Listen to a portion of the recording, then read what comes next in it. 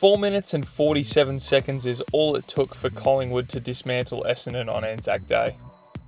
Darcy Parish injured his ankle with 16 minutes and 42 seconds left on the clock. It was only a 1-point game at that moment. The Bombers led the centre clearances 14-6 right before Parish went off, and Parish had 7 of those himself on the day. By the time he returned with 11 minutes and 55 seconds to go, Collingwood had kicked 3 goals and took control of the game. G'day, it's Jordan Keneal here, and we're going to break down how the Magpies dominated the centre clearances and ultimately won the Anzac Day game in that short time frame.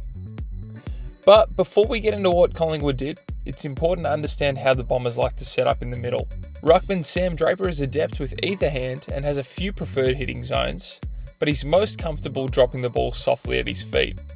Darcy Parish generally starts in either the 3 or the 9 o'clock position, which is essentially the person on either side of the circle.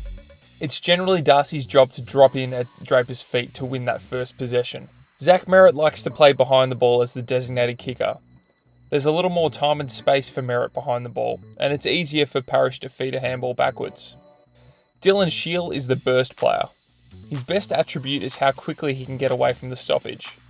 Once Parish wins the ball here, you can see him immediately start to get forward. You can say what you like about how much impact Darcy has with his disposals, but he is the one in that midfield that allows everyone else to shine. So in those 4 minutes and 47 seconds that he was off the ground, second gamer Ben Hobbs came in to play his role. That role should suit Hobbs pretty well, and none of this is to criticise him, it's just to highlight Parish's importance. But the Pies put the second gamer to the test.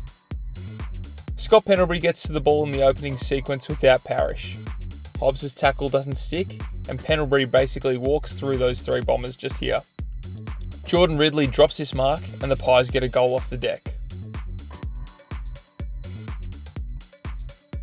The very next centre bounce, Hobbs got to the right spot, but couldn't get a clean handball away, and the Pies walk out with another centre clearance. The third example is where you start to see the biggest difference. Jordan Ngoe easily pushes Hobbs off. Grundy gets the perfect tap down to him, and he hands it off to Jack Crisp for another push inside 50. Jake Kelly gets Darcy Cameron high, and the big man converts the shot. Finally, Parish comes back on, and will split screen this play with the previous one. In the sequence before, Ngoe has only eyes for the ball. As soon as Parish comes on and does a little stutter step, Ngoe has to look his way. That gives Parish a chance to push him under the ball and win a clean clearance that gives the Dons a scoring opportunity. Moving over to Queensland now, and it's only right that we take a look at one of the most exciting plays in the league. Brisbane's Zach Bailey was the star in the QClash with a career best 6 goals, but it was the way that he created chances that was the most impressive part. In a game where it was really wet, he was able to change directions instantly when everyone else looked bogged down. For his first goal, Suns defender Connor Butterick actually did a great job. He started out goal side to Zach, but Bailey just read the flight of the ball and was able to slip across. Butterick grabbed onto his jumper and even tried to lay a tackle, but Bailey was able to stand up through it all and finished a tough chance. Goal 2 was a classic opportunist finish around the corner.